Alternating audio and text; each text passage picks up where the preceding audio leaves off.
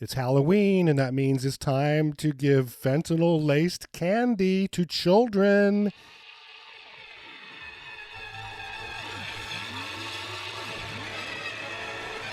I love to take a hypodermic needle filled with nice fentanyl solution and inject a Three Musketeers bar or a Mars bar. I've gone so far as to, Smarties, it's like a roll of this hard sugar candy. I will grind those up into mortar and pestle, add, half grain of carfentanil maybe, or just fentanyl, mix that all up and then form new Smarties and put them back in the package and give them to children. Because I want these children to become addicted to fentanyl so that they'll come back and become my customers. Welcome, everybody, to Doom Planet, episode 77, Decapitated in Seattle. January 2006, a boater spotted a plastic container floating into Puget Sound. The Department of Natural Resources then made the gruesome discovery of Shannon Reed's decomposing body. 2 months later, Reed's head was found in the same area. This is one of the more brutal that I've seen in 30 years of working here. Scary times out there this Halloween. Pramila Jayapal and Alexandria Ocasio-Cortez are now full-blown warmongers, cheerleading for our proxy war against Russia in Ukraine. And Nancy Pelosi's husband hit in the head with a hammer by a right-wing kook. The only thing worse than a Republican would be a Democrat. At least Republicans are more or less honest about, we have no policies except tax cuts for the rich and take away a woman's right to abortion. Democrats serve power, serve big pharma, serve corporate America, and then they lie about it. And they claim to be, of the people. Disturbing. This Ukraine madness, really, that should scare the hell out of anyone that doesn't want to die of starvation while suffering from radiation poisoning. I guess we lost Bernie long ago, but just inanity to see him say once again, like Democrats say every time, this is the most important election we've ever had. Vote blue no matter who. This is it. This, by far, is the most important. How many times have we heard that? Bernie, you scare me, you ghoul. These are not normal times. This is not a normal midterm election. This is the most important midterm election in the modern history of our country. In my Seattle, fuck Bernie. Anyway, in my Seattle neighborhood, the Burger King is gone. Never went there in, 20 years. Never went there. Even though I've been to the McDonald's across the street as early as, earlier today when I got a Filet-O-Fish and a small iced tea. Just a boarded up building, signage is gone, lots of graffiti. And then right down the street there is a 7-Eleven, and that's closed, boarded up, and graffiti. And right next to that is a franchise that good old smoky Joe Biden loves to make appearances at. Yes, Baskin Robbins, the ice cream chain that was so popular in the 1970s and early 80s with 31 flavors. And funny to see it right next to the boarded up 7-Eleven, but they're open. There's a sign, we're open. And there is also graffiti on that building. And a symbol of decline, although it's in this case it's gentrification. The property is worth a fortune and they're going to redevelop it and put something more profitable on there with a bitch ass more amount of square footage.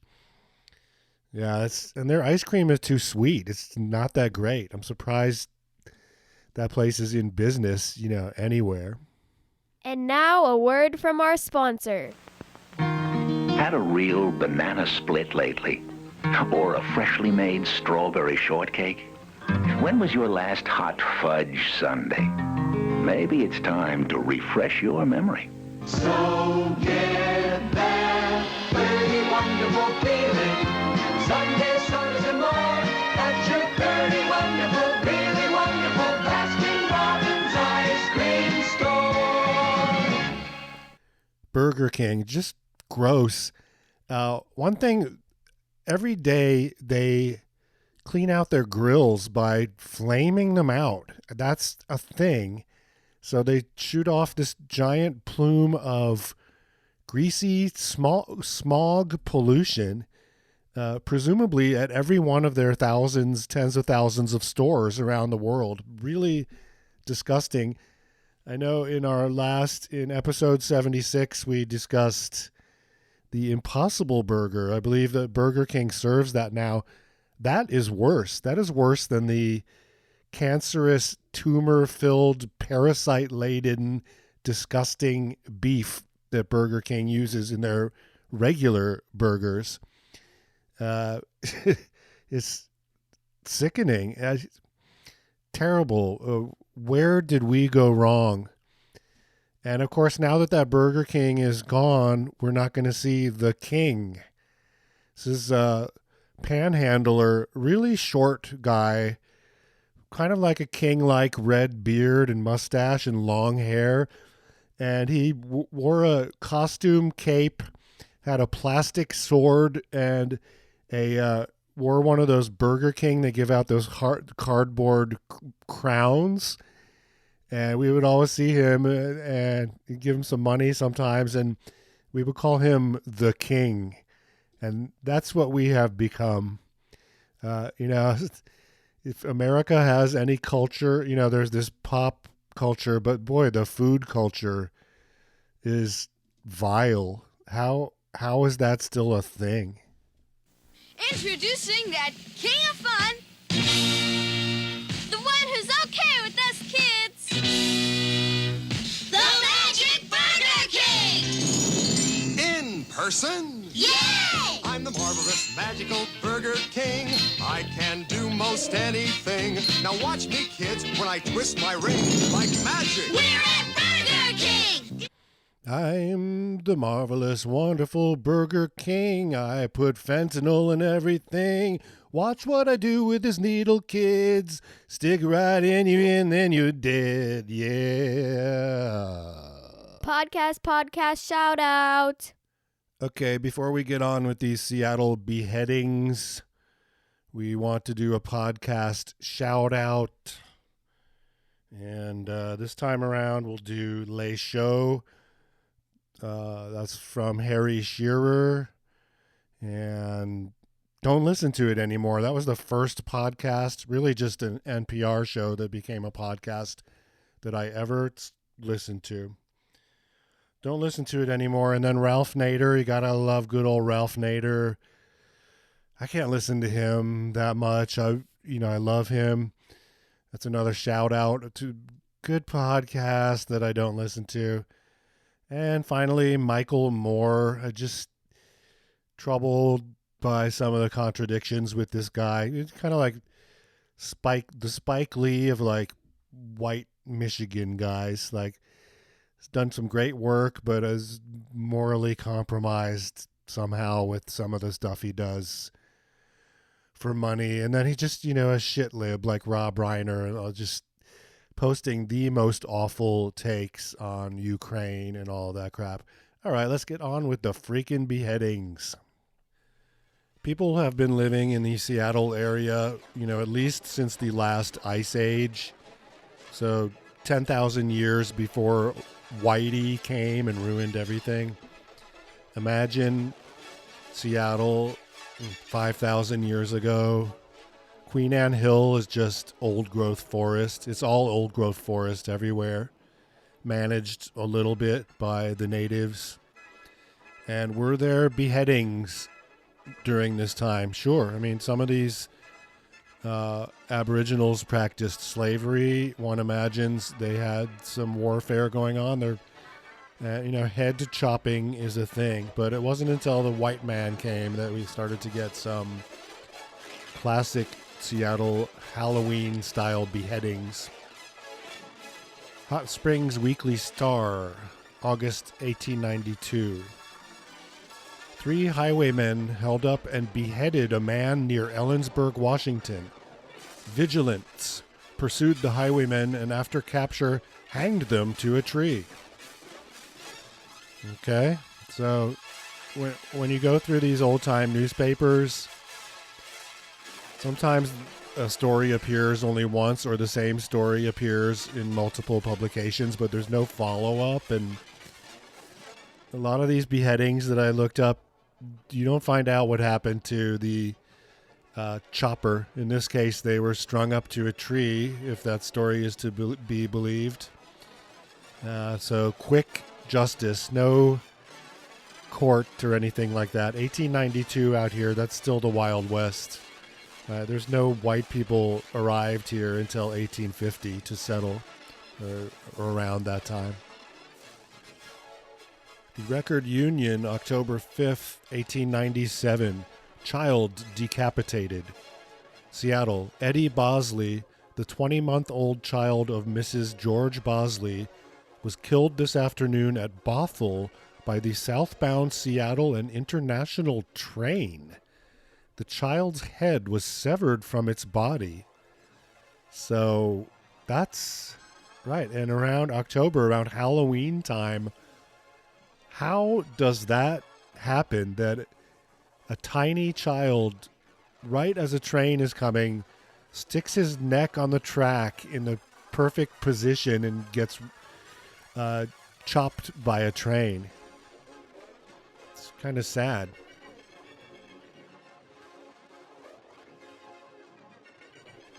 The Salt Lake Herald, October 20th, 1907. Millman beheaded. Tacoma, Washington.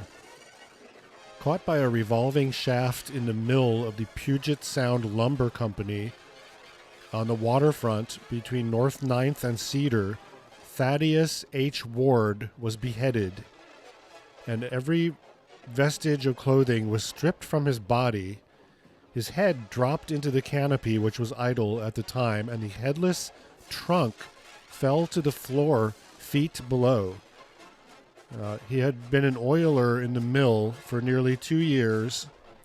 He leaves a widow and 2 children. My God, stripped naked by some horrible machine, beheaded, and then your nude torso body, headless body, flops to the floor with a plop. It's kind of like, that's a capitalist thing. I don't think that sort of thing happened that much in the pre-industrial age. The Nome Daily Nugget, September 1908. Seattle finds decapitated body of woman near Lake Washington. It's from the Nugget Special Service. Is that a new Alaskan newswire? The only thing known about the body is that it's a woman's. Los Angeles Herald, September 2nd, 1908. Decapitated corpse found near Seattle. Hunters make ghastly find in Lakeshore. Head lies 20 feet from body and appears to have been severed with a hatchet. Seattle, Washington, Associated Press. Decapitated with a pile of logs pinning down the body, the head lying with face upturned not 20 feet away. The corpse of a man was found this morning in the woods a mile from Juanita, a little town on the east shore of Lake Washington, by 2 residents of Seattle who were hunting. Where the head was severed from the body, the skin on the neck was cut jaggedly, as though an axe or hatchet had been used. Dark red blood spots flecking the logs on which he was lying and staining the dry leaves in the grass where the neck lay showed the crime is a recent one. Okay, this one is sort of a beheading story. Omaha Daily Bee, March 20th, 1914. Gill beheads dozens of Seattle rat catchers. Seattle, Washington. Seattle Mayor Gill vetoed today a city council appropriation of don't know, can't see the number there, to pay the salaries of 30 rat catchers employed to catch rodents in the anti-bubonic plague campaign. The rat-catching force will be reduced to 5 men. The mayor saying it will be his policy to oblige property owners to keep their premises free of rats. You know, see, any port town, but Seattle especially, this is a rat town, baby. And I don't mean people to cross the picket line. I mean rodents, and lots of them, several different species. High-salaried officers in the health department would be abolished, he said. So this Mayor Gill was a real prude. In the same page of the newspaper, Mayor Gill announced today that cafes giving cabaret shows would be ordered to discontinue the performances, because we can't have cabaret shows in, you know, a port town full of sailors coming in looking to spend their check and have a good time. Prohibition was enacted into law in Washington state long before it became federal law in 1920. East Oregonian, December 13th, 1916. Seattle is to be sued for acts of Axe Squad. Policemen destroy $10,000 worth of fixtures and furniture. Seattle, Washington. Suit to recover the value of fixtures and furniture estimated to be worth about $40,000, which were destroyed in the bar room of the Hotel Cecil here early today by the Dry Squad of the Seattle Police Department. Guess who the mayor is? Yeah, Mayor Gill. For alleged violation of the state prohibition law. You know, cops very corrupt up until the 1960s, complete payola for gambling, prostitution, and alcohol, and there's plenty of booze in 1916. You can't swing a cat in Seattle without getting booze in 1916, but again, Mayor Gill wants to enforce this moral code. The violation of state prohibition law, proprietor of the hotel, John Savage, suing the city of Seattle, Mayor Gill, Chief of Police Beckingham, and Police Sergeant Putnam, head of the Dry Squad. What, you thought cops were assholes now? Imagine the Dry Squad. Like, hey, you know, a bunch of drunk guys come and say, hey, we're stealing your liquor, and then we're going to bust open some of the bottles for show. Savage has engaged an attorney, and he said the action will be started as soon as a complete inventory can be made of his destroyed property. The Dry Squad continued its wrecking campaign. It chopped to pieces furniture in the bar room of the dance hall of the Monte Carlo building on Lower Fifth Avenue. Mayor Gill was present at the raid and gave orders for the destruction of property. Boy, if I could have a time machine, I would love to go back and just be able to just glove slap Mayor Gill. What a prude and an asshole.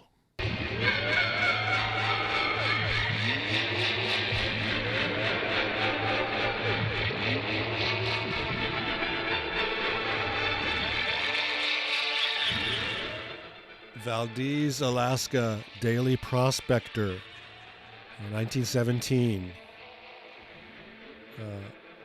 Young man who acted as escort to Seattle girl number of times is taken into custody. Jasper W. Bailey, a young man who frequently acted as escort to Miss Ruth Demerritt, whose headless torso was found in the woods near Victoria yesterday, was arrested here today as a suspect. He could have been set up. I couldn't find any follow-ups to the story. Maybe he did it. Maybe he was set up. Frontier justice at this time in 1917 in Seattle. Young Bailey had frequently taken the girl to dances and other places of amusement, and the police picked him up on suspicion that he might be able to give some information as to her actions previous to the murder. You know, one can imagine the interrogation there and how gentle the police would have been. The authorities are working on the case but are unable to obtain any clue as to whom the girl was with the night of the murder or where she went. So Bailey refused to talk to the police. So that's smart. No matter what you did or what you're suspected of doing, what they've got on you. Never talk to the police. Fun beheadings. Daily Alaska Empire, December 12th, 1941. Oriental is decapitated in Seattle. Unidentified man thought to be Chinese died on execution block? The nearly decapitated body of a well-dressed Oriental was found at 6:50 o'clock this morning in a South End alley. Coroner Mittelstadt said that he had been slain on an execution block? That's the most gruesome beheading in Seattle ever. The Seattle Times said a detective lieutenant had told the Times that investigations of a secret nature began yesterday. Oriental decapitated. Unidentified man thought to be Chinese died on execution block. I may link this man with Japanese operations here. And if this, because this is a World War II where Japanese are being sent to internment camps.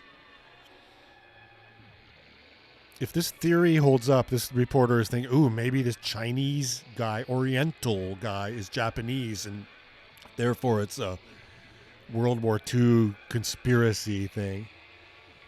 If this theory holds up, this death may be one of the most sensational that has ever happened in Seattle. Coroner Mittelstadt said that the man was kneeling when he was killed. Maybe it was seppuku. Maybe he... No, because then he would have disemboweled himself. The body of the slain man has not been identified, but the Chinese consul said that he believed that it was a Chinese and that the clothing bore one of the new China identification badges ordered by the Chinese consulate this week. In the man's pocket, officers found $1 and a notebook, the contents of which they said mystified them. The book contained the names of several prominent Seattle men, a long list of English words, some Chinese characters, and a group of numerals. One of the phrases in the notebook said, "You can't get me in your deception." World War II was a violent time. Honolulu Evening Star, August 12, 1945. Husband held in beheading of woman with bolo. A Seattle housewife was beheaded tonight by 2 blows from a bolo knife as she ran screaming to a neighbor's home, and Sheriff Harlan S. Callahan said her husband admitted wielding the blade. A bolo, it's a giant knife similar to a machete. The victim was Mrs. Ida Jane Leslie Hartley, about 56, and Callahan identified her husband, taken into custody on an open charge, as Earl Victor Bruce Hartley, 47.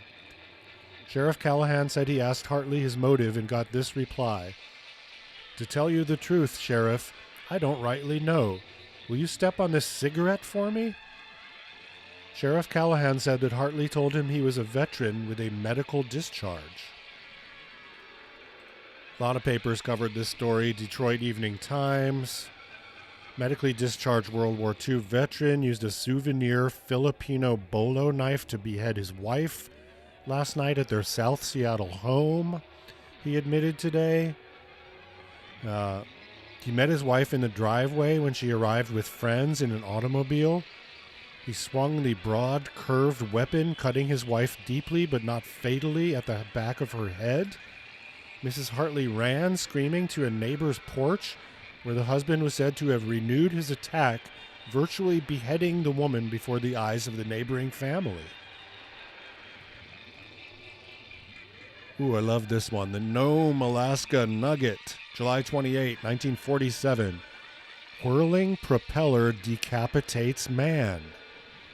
This is before the jet age. An airliner's whirling propeller killed Robert J. Scoggins of Tacoma at the Seattle airport Friday night, shortly after his arrival from Alaska. Welcome to Seattle. Coroner John Brill said Scoggins, an Alaskan salmon cannery employee, was partially decapitated. All right, so not a clean chop. when he strolled over to a Pan American Airways transport after debarking from his Alaska plane. He apparently was unaware of the spilling propellers, as mechanics who were testing the engines were unable to make their warning shouts heard above the roar. Scoggins operated a salmon cutting machine at a Libby, McNeil and Libby cannery at Ecook, Alaska, near Naknek, according to information obtained by police. His mother, Susie Scoggins, lives at Eatonville. If you've ever been on a factory fish processor or worked in a cannery, that is, other than a Jeff Bezos Amazon warehouse job, that is the worst job in the world. They call it the slime line. And the poor guy taking leave in Seattle, pocket full of money, going to see his mom, and gone. Okay, that's enough of the beheadings. We will leave you with this story of what was happening about 100 years ago. There Will Come Soft Rains is a lyric poem by Sarah Teasdale, published just after the start of the 1918 German Spring Offensive during World War I and during the 1918 flu pandemic, about nature's establishment of a new peaceful order that will be indifferent to the outcome of the war or mankind's extinction. First published in the July 1918 issue of Harper's Monthly Magazine, later revised and provided with the subtitle Wartime in her 1920 collection Flame and Shadow. The Wartime subtitle refers to several of her poems that contain wartime in their titles, published during World War I, in particular Spring in Wartime. There will come soft rains, and the smell of the ground, and swallows circling with their shimmering sound, and frogs in the pools singing at night, and wild plum trees in tremulous white. Robins will wear their feathery fire, whistling their whims on a low fence wire. And not one will know of the war, not one will care at last when it is done. Not one would mind, neither bird nor tree, if mankind perished utterly.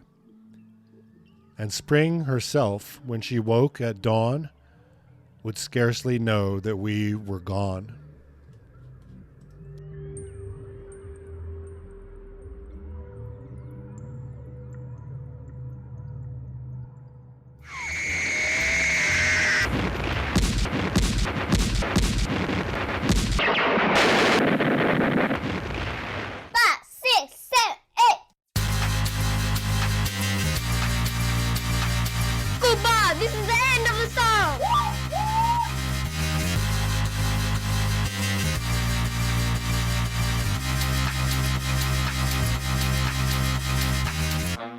I've seen so many people lose their jobs these days in this difficult economy, and I'm so happy to see them ruined and bitter, and I hope they become criminals, and I hope chaos ensues, and I hope the world burns.